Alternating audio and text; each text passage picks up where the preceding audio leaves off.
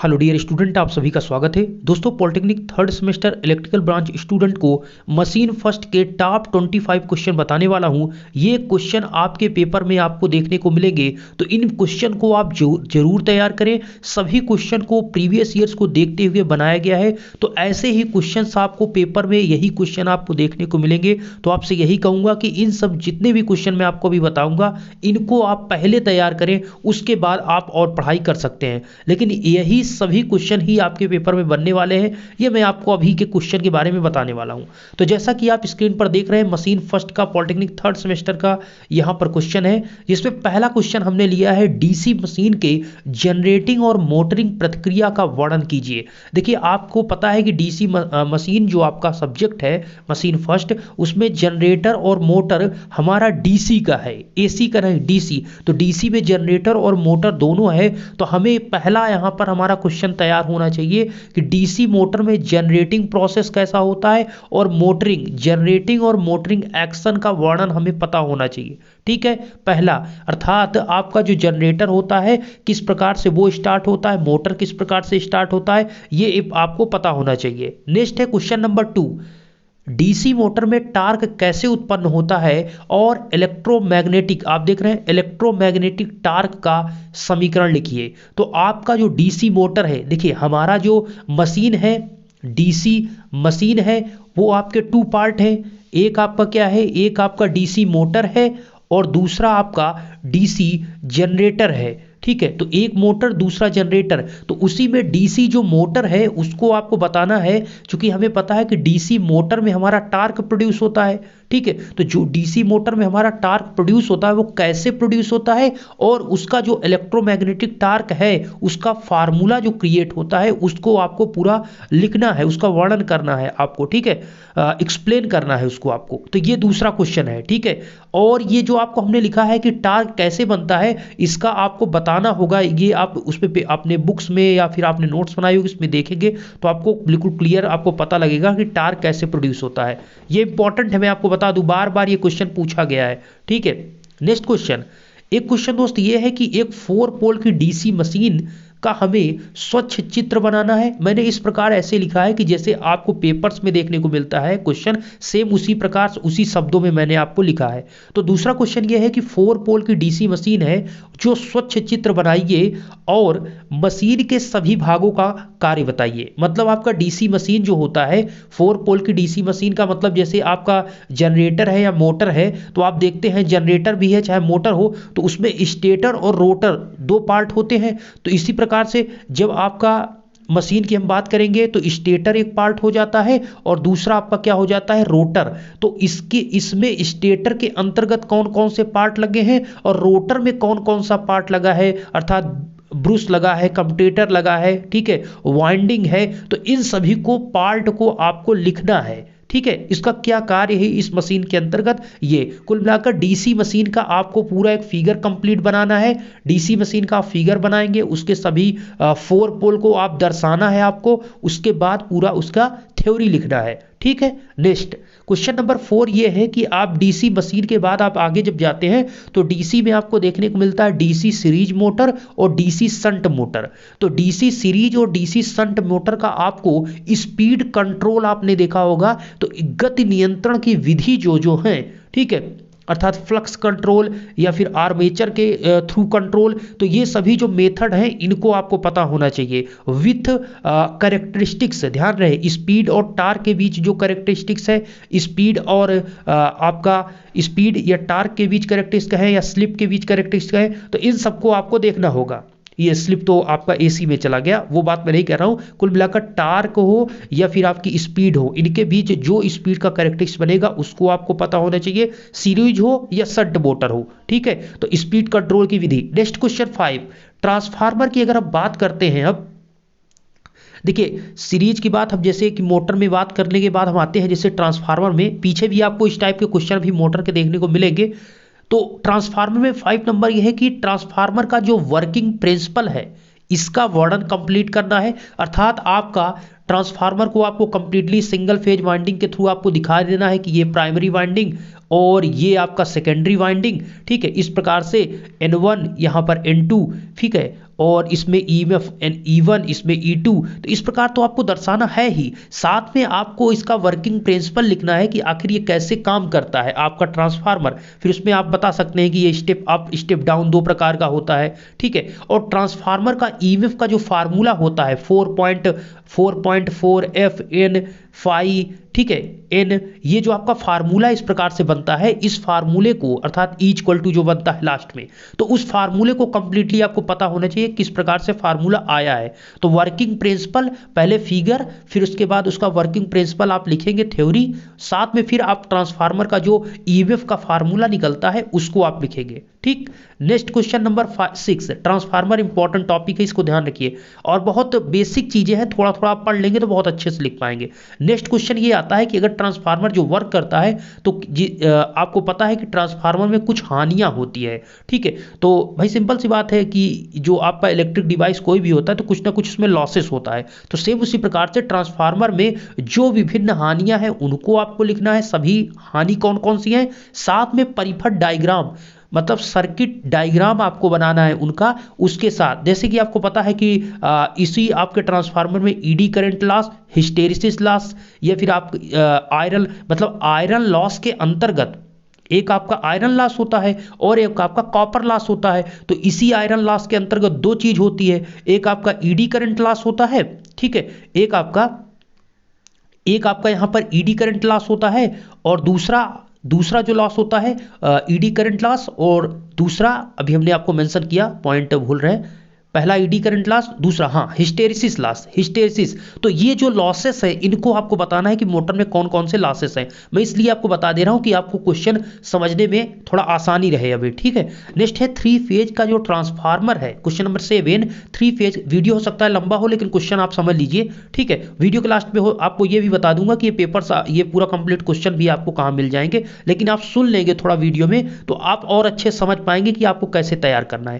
Question number 7 है कि 3 phase का जो ट्रांसफार्मर है उसमें सहायक उपकरण, अच्छा अर्थात मतलब जो आपका ट्रांसफार्मर आप देखते हैं 3 फेज का, आप गांव में भी देखते हैं या कहीं पर 3 फेज का जो ट्रांसफार्मर लगा रहता है, सिंगल फेज के बाद 3 फेज, तो 3 फेज का जो ट्रांसफार्मर है उसमें कौन कौन से उपकरण लगे हैं, तो उस ट्रांसफार्मर को बनाने में अर्थात उसी में कंजर्वेटर होता है, ब्रीदर होता है, ब्रुकोल्ज रिले होता है, टैप चेंजर होता है, और भी उसमें चीजें लगी रहती हैं। तो इन सभी के बारे में, इन सभी अगर ये चीज मेंशन कर दिया कि इनका नाम इन्हीं सभी का हमें वर्क बताइए, क्या महत्व है, ठीक है, इसमें क्या इंपॉर्टेंस है 3 फेज ट्रांसफार्मर में इन सभी का, तो आप इनका डायरेक्ट बताएंगे। अगर इसमें 3 फेज ट्रांसफार्मर के सहायक उपकरण के बारे में बताइए तो आप जो भी याद रहिए 4-5 के अलावा और भी इसमें जो चीजें हैं उनको भी आप वहां पर मेंशन करेंगे, ठीक है। तो आपको कंप्लीटली समझ में आ रहा है कि 3 फेज ट्रांसफार्मर में कौन कौन से उपकरण सहायक उपकरण हैं उनको आप बताइए, ठीक है। हेडिंग को लिखिएगा, जैसे बुकोल्ज रिले लिखेंगे तो बुकोल्ज रिले के बारे में आप बताएंगे, ब्रीदर लिखेंगे तो ब्रीदर के बारे में, टैप चेंजर के बारे में लिखेंगे, ठीक है, इसी प्रकार। नेक्स्ट ये आप अपना नाम हो जाता है दोस्त, है ना। तो नेक्स्ट आपका है कि क्वेश्चन नंबर 8, ऑटो ट्रांसफार्मर क्या होता है, इसके संरचना और कार्य सिद्धांत को फार्मूला के साथ वर्णन कीजिए। देखिए ऑटो ट्रांसफार्मर आपको पता है कि ये सिंगल वाइंडिंग में होता है, ठीक है। जो आप पावर ट्रांसफार्मर देखेंगे या फिर आप देखेंगे डिस्ट्रीब्यूशन ट्रांसफार्मर तो उसमें आप देखते हैं double winding primary secondary winding होता है, लेकिन ऑटो ट्रांसफार्मर में सिंगल एक ही वाइंडिंग में प्राइमरी सेकेंडरी इसी वाइंडिंग में होता है, ठीक है। इसका सबसे बड़ा एडवांटेज है कि इसमें कॉपर की वाइंडिंग की बचत होती है, ये सबसे इंपॉर्टेंट है, इसका एडवांटेज है। हमारा पॉइंट है कि हमें ऑटो ट्रांसफार्मर क्या होता है ये पहले लिखना है, फिर इसका हमें स्ट्रक्चर बनाना है, जैसे कि आप यहां पर बनाएंगे, ठीक है। इसमें प्राइमरी वाइंडिंग सेकेंडरी वाइंडिंग आप लगाएंगे, इधर लोड लगाएंगे, इधर से आप सप्लाई देंगे, ठीक है। अभी तो मैं आज समझाने के लिए आपको बता रहा हूं, मतलब ये समझिए कि ऑटो ट्रांसफार्मर क्या होता है, संरचना प्लस वर्किंग प्रिंसिपल कैसे काम करता है विथ फार्मूला, ठीक है। फार्मूले के साथ इसको आपको डिफाइन करना है। बुक ओपन करेंगे सब कुछ मिलेगा, टिक करिए, पढ़ाई करिए। नेक्स्ट 3 फेज ट्रांसफार्मर में विभिन्न प्रकार के कनेक्शन कौन कौन से हैं।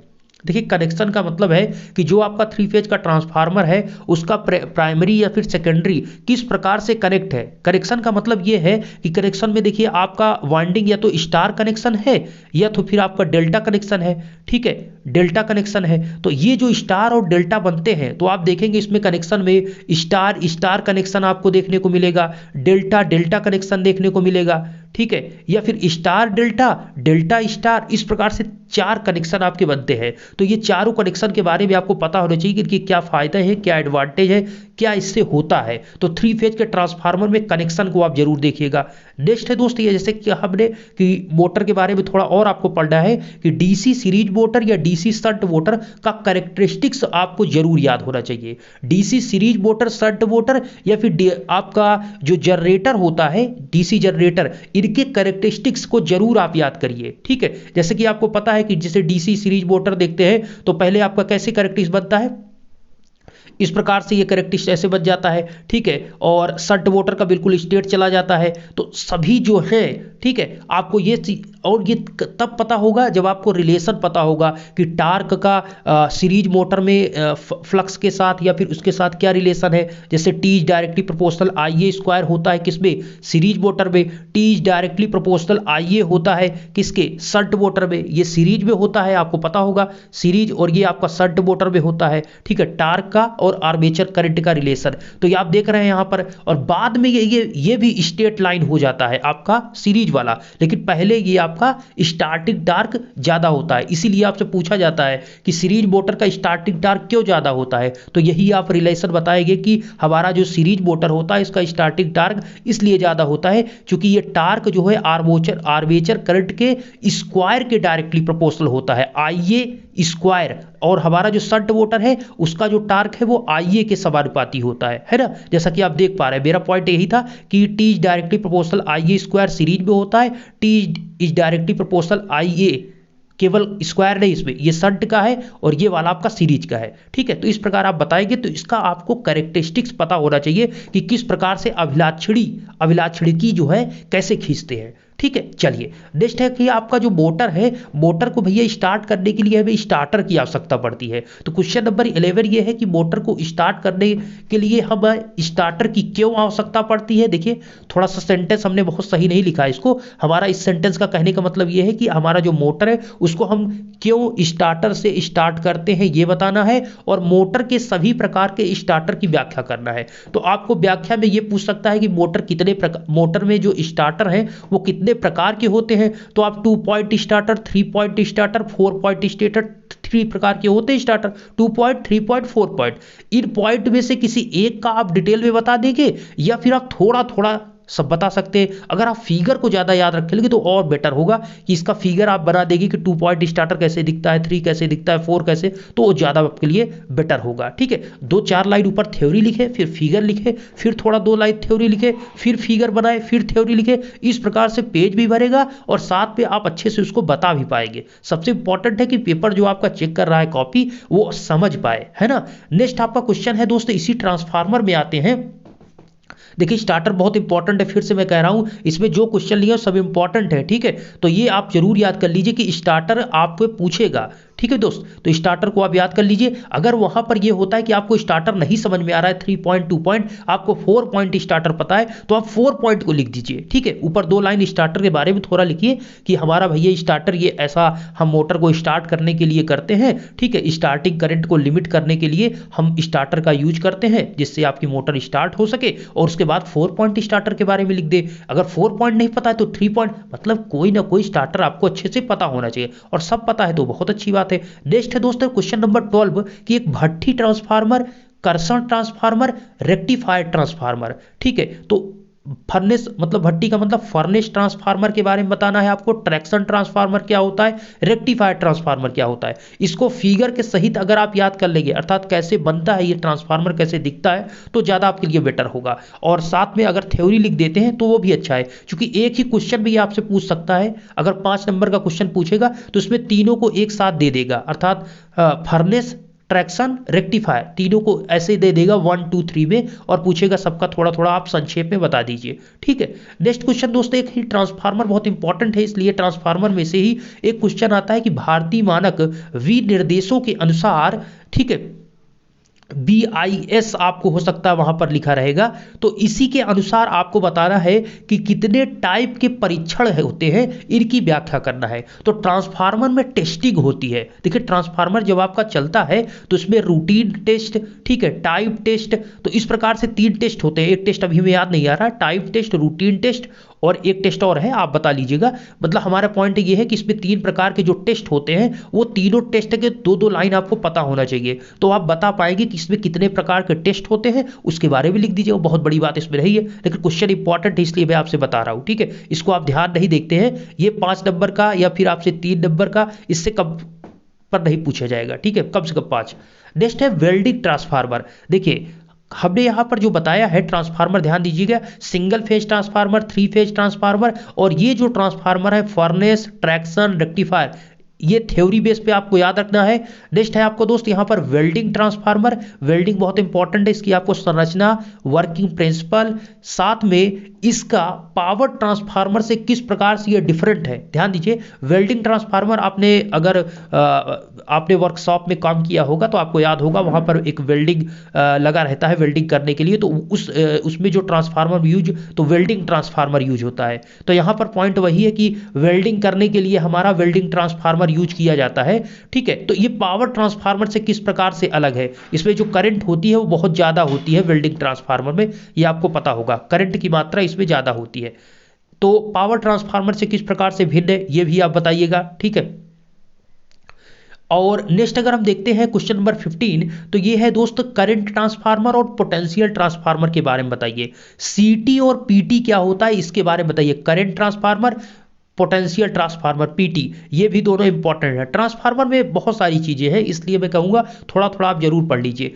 नेक्स्ट क्वेश्चन ही ट्रांसफार्मर से है कि शुष्क ट्रांसफार्मर और भू संयोजी ट्रांसफार्मर का अर्थ और कार्य विधि बताइए। इसका आपको थोड़ा सा फिगर भी बनाना होगा, सर्किट दिखाना होगा, साथ में इसका वर्किंग प्रिंसिपल आपको बताना होगा। नेक्स्ट क्वेश्चन है दोस्तों क्वेश्चन नंबर 17, ट्रांसफार्मर हेतु वोल्टेज रेगुलेशन पद की व्याख्या कीजिए और इसकी वोल्टेज रेगुलेशन के शून्य होने की अनुबंध की व्युत्पत्ति कीजिए। इसका कहने का पॉइंट ये है, देखिए एक वोल्टेज रेगुलेशन होता है, अर्थात विभव नियमन कहें या वोल्टेज निगमन कहें, वो हिंदी में बोलते हैं। तो ट्रांसफार्मर में वोल्टेज रेगुलेशन का जो आपका थ्योरी है उसको लिखना है, साथ में इसका जो फार्मूला आपका बनता है, ठीक है, इसकी व्युत्पत्ति आपको करना है। और ध्यान रहे वोल्टेज रेगुलेशन शून्य होने की अनुबंध आपको बताना है।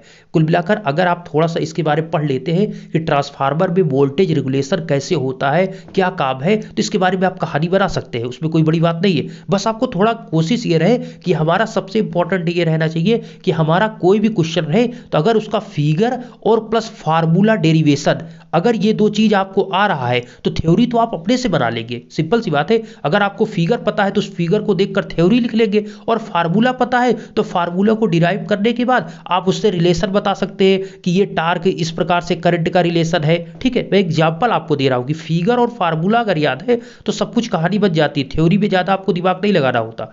नेक्स्ट है ट्रांसफार्मर की कूलिंग। देखिए आपका ट्रांसफार्मर आप चला रहे हैं तो उसमें लॉसेस हो रहा है, तो अगर लॉसेस इस प्रकार से लगातार होता रहा तो आपका ट्रांसफार्मर हीट हो जाएगा, तो हमें उसे कूलिंग की, ठंडा करने की आवश्यकता, शीतलन। तो इसके लिए हमें कूलिंग की आवश्यकता क्यों होती है ये तो आपको बताना है, और ऐसा हमने अभी बताया आपको कि इसमें लॉसेस बहुत ज़्यादा हो रहा है तो उसको ठंडा करने की आवश्यकता होती है, ना आपका ट्रांसफार्मर विस्फोट कर सकता है ना। इसके बारे में और सारी डिटेल है, तो हमारा पॉइंट ये है कि कूलिंग की आवश्यकता क्यों है और कूलिंग की विधियों का संक्षेप में वर्णन कीजिए, ठीक है। तो कूलिंग के कौन कौन से माध्यम से हम ट्रांसफार्मर को ठंडा करते हैं वो आपको बताना है। चलिए नेक्स्ट क्वेश्चन है क्वेश्चन नंबर 19 की एक चित्र की सहायता से, मतलब विथ फिगर, अल्टरनेटर। देखिए ट्रांसफार्मर के बाद आता है अल्टरनेटर। अब बताना है भाई साहब आपको कि अल्टरनेटर की संरचना, अल्टरनेटर की संरचना, कार्य विधि, मतलब इसका आपको स्ट्रक्चर बनाना होगा और साथ में इसका वर्किंग प्रिंसिपल आपको बताना होगा। नेक्स्ट है अल्टरनेटर के संदर्भ में ही कि इसमें अल्टरनेटर में एक होता है आपका वितरण गुणांक, दूसरा होता है पिच गुणांक, तीसरा आर्मेचर रिएक्शन, और चौथा है वोल्टेज नियमन, और फिर है दक्षता, जिसको आप इंग्लिश में बोलते हैं, मतलब अल्टरनेटर में ही पूछा जाएगा आपसे, ऊपर लिख दिया जाएगा कि अल्टरनेटर के संदर्भ में आप सभी वितरण गुणांक मतलब डिस्ट्रीब्यूशन फैक्टर, पिच गुणांक मतलब पिच फैक्टर, आर्मेचर प्रतिक्रिया मतलब आर्मेचर रिएक्शन, वोल्टेज निगमन मतलब वोल्टेज रेगुलेशन, और लास्ट है दक्षता का मतलब इफिशियंसी। इन सभी को आपको बताना है अल्टरनेटर के संदर्भ में, मतलब अल्टरनेटर में ये सारी चीजें जो मैंने आपको बताया पॉइंट, अभी ये 5 पॉइंट, इन सभी को अल्टरनेटर के संदर्भ में बताना है। ठीक है, तो ये सब अल्टरनेटर जब आप पढ़ेंगे तो उनको पता लगेगा आपको। और लास्ट में एक क्वेश्चन और अल्टरनेटर से ये बनता है कि आपका जो ईएमएफ इक्वेशन होता है अल्टरनेटर का, उसका आपको वर्णन करना है। मतलब ईएमएफ जैसे ट्रांसफार्मर का ईएमएफ इक्वेशन जनरेट करते हैं, जैसा कि अभी हमने बताया E equal to 4.4 F phi N, ठीक है, इस प्रकार से जो आपका बनता है। ठीक है, तो ये जो फार्मूला बन रहा है ये किसका है, जैसे आपका ट्रांसफार्मर में बनता है ईएमएफ। ठीक है, सेम उसी प्रकार से जो आपका जब अल्टरनेटर का आप व्युत्पत्ति करेंगे तो किस प्रकार से आपका फार्मूला आएगा, वो चीज आपको ईएमएफ इक्वेशन आपको निकालना आना चाहिए अल्टरनेटर का। ठीक है, बहुत ज्यादा चीज नहीं है दोस्तों, पॉइंट पॉइंट अगर आप लगाकर पढ़ेंगे तो बहुत अच्छे से तैयार हो जाएगा। नेक्स्ट है अल्टरनेटर के पैरेलल ऑपरेशन के बारे में बताइए और समांतर में प्रचालन की किसी एक विधि का वर्णन कीजिए। देखिए अल्टरनेटर में दोस्तों पैरेलल ऑपरेशन भी होता है। ठीक है, इसको आप जब पढ़ेंगे समांतर प्रचालन जिसे कहते हैं आप, तो अल्टरनेटर का समांतर प्रचालन के बारे में बताना है। और समांतर प्रचालन के 2 से 3 मेथड है, जैसे हमने पहला एक लिखा है डार्क लैंप मेथड, और आप मेंशन कर लीजिएगा इसमें जैसे था किसी एक के बारे में आपको बताना है तो आपको 2-3 मेथड अगर आपको ध्यान रहेंगे, जो 3 मेथड ऐसे कुछ है तो एक कोई मेथड आप लिख देंगे। ठीक है, तो इसके बारे में समांतर ऑपरेशन आप पैरेलल ऑपरेशन आप जब ओपन करेंगे बुक तो उसमें आपको देखने को मिल जाएगा। एक क्वेश्चन अब न्यूमेरिकल बेस पे मैं कुछ क्वेश्चन आपको मेंशन कर देता हूं, ये अगर आप इसी टाइप के 2-3 क्वेश्चन तैयार कर लेंगे तो 5 नंबर इस प्रकार के क्वेश्चन में फिक्स है। कभी कभी 10 नंबर का भी ये क्वेश्चन आपसे पूछा जाता है, मैं आपको बता दूं। तो इसमें क्या करना है, 10 नंबर या 5 नंबर से कम तो नहीं पूछा जाएगा, न्यूमेरिकल 5 नंबर से कम नहीं पूछा जाता, ये लिख लीजिए आप। क्वेश्चन नंबर 22 में मैं एक न्यूमेरिकल जैसे लिया कि एक 4 पोल का लैंप है, ध्यान दीजिए 4 पोल लैंप संबंधित 1200 RPM DC generator 1200 RPM DC generator 760 armature चालक है, फ्लक्स पर पोल 20 मीटर पर वेबर है। ठीक है, फ्लक्स पर पोल की बात की जा रही है। उत्पादित ईएमएफ और टर्मिनल वोल्टेज ज्ञात करना है, मतलब इसमें ईएमएफ ई और वोल्टेज टर्मिनल ई 2 चीज ज्ञात करना है। ठीक है, जबकि जनरेटर 2.5 किलोवाट का लोड सप्लाई कर रहा है, तो जनरेटर पे जो सप्लाई आ रहा है कितना है 2.5 किलोवाट, और इसका आर्मेचर का जो रजिस्टेंस है वो है 0.8 ओम। तो इसको अभी अगर आप वीडियो देख रहे हैं तो इसको अभी लगाने की कोशिश करिए, बहुत बड़ा सवाल नहीं, बहुत छोटा सवाल है। इसमें आपको 2 चीज निकालना है, ई की वैल्यू और वी की वैल्यू। ठीक है, और ई जैसे कि आपको फार्मूला एक पता है दोस्त, E equal to N phi Z P upon 60A, इस फार्मूले से आप लगा सकते हैं। ठीक है, एन की वैल्यू, फ्लक्स की वैल्यू, जेड की वैल्यू, पी की वैल्यू, पोल आपको 4 पोल दिया है, ए आपको यहाँ पर समांतर पथ की संख्या आप देख लीजिए। ठीक है, जेड की वैल्यू कंडक्टर देख लीजिए, फ्लक्स देख लीजिए, और एन का वैल्यू यहाँ पर नंबर आप देख लीजिए। तो कुल मिलाकर यहाँ पर सभी वैल्यू ही मेंशन है, बस आपको पुट करना है और अपना आंसर निकालना है। फिर आपको अगर हम मोटर के केस में देख रहे हैं, मोटर जनरेटर के केस में जैसे आप देख रहे हैं तो E equal to V plus I into R A, इस फार्मूले से आप यहाँ पर देख सकते हैं। इसको लगा के आप ईएमएफ अगर आपको पता है तो आप टर्मिनल वोल्टेज निकाल सकते हैं। तो कुछ भी यहाँ पर मतलब हार्ड नहीं है, आपको थोड़ा समझने की जरूरत है। एक क्वेश्चन आपके ट्रांसफार्मर से बनता है, 1 या 2 क्वेश्चन इसी प्रकार से, इसलिए मैंने 1-2 न्यूमेरिकल ले लिया है। अगर 1-2 क्वेश्चन इस प्रकार से आप लगा के जाएंगे तो वहां पर आप समझ पाएंगे कि पैटर्न सेम इसी प्रकार से पैटर्न में क्वेश्चन आता है। मैं आपको 100% बता रहा हूँ इस चीज को। ठीक है, तो जैसे कि 2.5 केवीए 2200 वोल्ट ट्रांसफार्मर में, ठीक है, मतलब स्टेप अप स्टेप डाउन किया जाता है ना ट्रांसफार्मर में, आप देखते हैं। तो कुल मिलाकर वैल्यू पर ध्यान दीजिए कि 225 केवीए के एक ट्रांसफार्मर में लौ हानि और पूर्ण भार ताम्र हानि क्रमशः इतना इतना है। ताम्र लौ हानि का मतलब आयरन लॉसेस आपका 350 है, और फुल लोड पर जो आपका कॉपर लॉस है वो 400 वाट है। ठीक है, दोनों ध्यान दीजिएगा, ये लौ हानि 350, फुल लोड पर कॉपर लॉस 400 वाट। तो बताना है कि यूनिटी पावर फैक्टर पर, क्या यूनिटी पावर फैक्टर पर, मतलब कास फाई की जो unity power factor cos phi की वैल्यू जब 1 है, cos फाई की वैल्यू 1 है, यूनिटी पावर फैक्टर पर ट्रांसफार्मर की इफिशियंसी आपको बताना है। तो इफिशियंसी एक बार आप फुल लोड पर देख लेंगे, दूसरा हाफ लोड पर। भैया आपको ये पेपर आपके बुक में ये सवाल बिल्कुल इसी टाइप का देखने को मिल जाएगा। ये क्वेश्चन ओपन कीजिए, बुक ओपन कीजिए या प्रीवियस ईयर पेपर को उठा लीजिए, उसमें इस प्रकार का बहुत क्वेश्चन आपको मिल जाएंगे। इस प्रकार के 2-3 क्वेश्चन आप प्रैक्टिस करके जरूर जाइएगा, ये आपको जरूर पेपर्स में 5 नंबर तुरंत दिलाएंगे। और बहुत ही आसान क्वेश्चन मैं आपको बता रहा हूं, फुल लोड पर और हाफ लोड पर। ठीक है, हाफ लोड में बस 1/2 हो जाता है। कॉपर लॉस में क्या होता है, कॉपर लॉस में 1/2 का होल स्क्वायर करते हैं तो 1/4 आपको डिवाइड करना पड़ता है। किसमें, हाफ लोड में। फुल लोड में तो पूरा आप लगाते हैं। अब ये न्यूमेरिकल मैं नहीं बताने वाला हूं, अब वहीं पर आप देखिएगा, मैं इसलिए बता दे रहा हूं आपको। एक इसी प्रकार से ट्रांसफार्मर में सेम इसी प्रकार एफिशिएंसी के बेस पर क्वेश्चन बनता है कि ट्रांसफार्मर की रेटिंग 100 केवीए है और फुल लोड पर कॉपर लॉस आपका 1200 वाट है और आयरन लॉस जो है वो 900 वाट है। तो आपको 2 चीज याद करना है। देखिए पहले चीज ये होता है, क्वेश्चन को लगाने से पहले ये जान लीजिए कि भैया रेटिंग इसकी इतनी है और फुल लोड पर कॉपर लॉस और आयरन लॉस कितना है। तो कॉपर लॉस 1200 वाट है, आयरन लॉस आपका 900 वाट है। तो आपको 2 चीज याद करना है, हाफ लोड पर यूनिटी पावर फैक्टर पर इफिशियंसी। हाफ लोड व unity power factor, unity power का मतलब जो फार्मूला है उसमें cos फाई की जगह पर 1 रख दीजिएगा। कहने का मतलब यही है, क्वेश्चन जब आपसे दिया जाएगा या तो आपको पावर फैक्टर की कुछ cos फाई की वैल्यू दी जाएगी, ठीक है, कुछ में दी जाएगी, या यूनिटी बोल देगा तो मतलब यूनिटी का मतलब cos फाई की वैल्यू खत्म हो गई, मतलब वहां पर 1 हो गया है। ठीक है, तो हाफ लोड पर आपको दक्षता ज्ञात करना है और एक है लोड का मान जिस पर दक्षता का मान महत्तम है, वो आपको लोड ज्ञात करना है। ठीक है, हमारा पॉइंट ये है कि इसी प्रकार का आपको 2 क्वेश्चन लगाना है जिसमें इफिशियंसी दक्षता निकालना होता है, हाफ लोड पर और फुल लोड पर। जैसे ये क्वेश्चन है फुल लोड और हाफ लोड पर ट्रांसफार्मर की जो इफिशियंसी वाला क्वेश्चन है, इसको आप लगा के जाइएगा, 100% एक क्वेश्चन आपको मिलेगा। और लास्ट में ये भी जोड़ना चाहूंगा कि जो अल्टरनेटर है, अल्टरनेटर का आपको पेड़ की भार पर वेक्टर डायग्राम को खींचना आना चाहिए। विभिन्न वोल्टेज पाथ का अंकित करें तथा अल्टरनेटर के, इसको आप देख लीजिए, मैं दिखा दे रहा हूं, अल्टरनेटर के वोल्टेज रेगुलेशन को व्यंजक को बताइए। ठीक है, तो जैसे जिस प्रकार से अभी हमने आपको ऊपर बताया था कि ट्रांसफार्मर में वोल्टेज रेगुलेशन आपको देखने को मिलेगा, सेम उसी प्रकार से अल्टरनेटर में भी वोल्टेज रेगुलेशन होता है। तो अगर आप नहीं पढ़ पाते यहां तक तो मैं यही आपसे कहूंगा, कम से कम अल्टरनेटर का वर्किंग प्रोसेस और कैसे ये आपका इसका प्रिंसिपल क्या है, वह अल्टरनेटर दिखता कैसे है, आपको बनाना आना चाहिए। साथ में जैसे मैंने बताया था आपको pitch factor, distribution factor, armature reaction, ये सारी चीजें आप उसमें जरूर आपको अल्टरनेटर पर पढ़ लीजिएगा। ठीक है, जितना आप अगर थोड़ा चीजें पढ़ पाएंगे तो उसके बारे में लिख लेंगे तो आपको नंबर मिल जाएगा, इसमें कोई दिक्कत नहीं। इसमें मैंने जितना बताया ये मैक्सिमम क्वेश्चन आपको पेपर में देखने को मिलेंगे और आपसे गुजारिश है कि इस वीडियो को आप जरूर शेयर कर दीजिएगा। मैं इसलिए इस वीडियो को कंप्लीटली इस क्वेश्चन को बनाया है कि क्वेश्चन को पूरे बुक से देखकर, रीजन ये है दोस्तों कि कोई स्टूडेंट का बैक ना लगे। हमारा पॉइंट इतना है कि कम से कम वो पेपर्स में पास हो जाए, ये ना रहे कि सर मेरे अगर ये क्वेश्चन मुझे पता होता तो हो जाते। तो भाई साहब आपका ये कंडीशन है या आप बहुत भी पढ़ लिए हैं, आप तैयारी हो भी चुकी है, तब भी ये क्वेश्चन को एक बार रिवाइज करके जाए, आपका और भी अच्छा नंबर बनेगा, मैं गारंटी देता हूं इस चीज की। और अगर आप वीडियो बाद में यार देखेंगे तो पेपर देने के बाद आप इस वीडियो के नीचे कमेंट आकर जरूर कर दीजिएगा कि इससे कितने क्वेश्चन आए, क्योंकि मुझे कॉन्फिडेंस है कि इसमें से सारे क्वेश्चन आपको बहुत देखने को मिलने वाले हैं।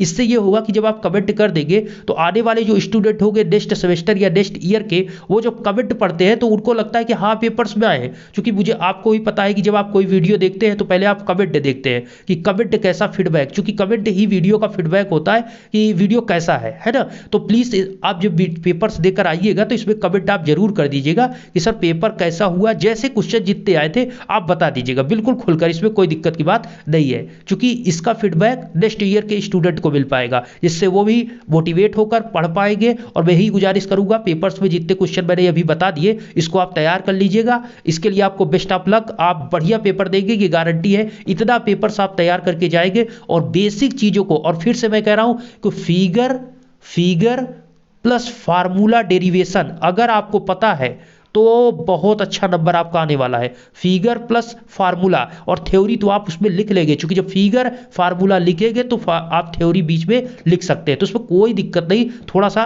ध्यान दीजिए। Thank you so much. Next video मिलते हैं। गुजारिश ये है इस वीडियो को जरूर शेयर कर दीजिए जिससे सभी स्टूडेंट की हेल्प हो सके। मेरा यही यहाँ पर कहना है, मैंने इस वीडियो को इसीलिए बनाया कि भैया हेल्प हो जाए, कम से कम सभी लोग क्लियर इस सब्जेक्ट में पास हो। मशीन में ये बहुत टेंशन रहता है स्टूडेंट को पास हो गया या नहीं, ठीक है। तो भैया इलेक्ट्रिकल ब्रांच के स्टूडेंट है तो चैनल को सब्सक्राइब भी कर लीजिएगा। इस चैनल पर खासतौर इलेक्ट्रिकल स्टूडेंट को ही पढ़ाया जाता है, ये ऑलरेडी आपको पता है। डिस्क्रिप्शन में टेलीग्राम का लिंक मिलेगा, इसका पीडीएफ मैं टेलीग्राम पर आपको दे दूंगा। अगर वीडियो यहाँ तक आप देख रहे होंगे तो आप टेलीग्राम पर जाकर जरूर लीजिएगा, अन्यथा बहुत से स्टूडेंट पहले ही स्किप करके निकल गए होंगे, मुझे ये पता है। तो आप डिस्क्रिप्शन में लिंक है टेलीग्राम का, ज्वाइन करिए, वहां पर आपको ये पीडीएफ मिल जाएगा। तैयारी पूर्ण रूप से करिए। Thank you so much.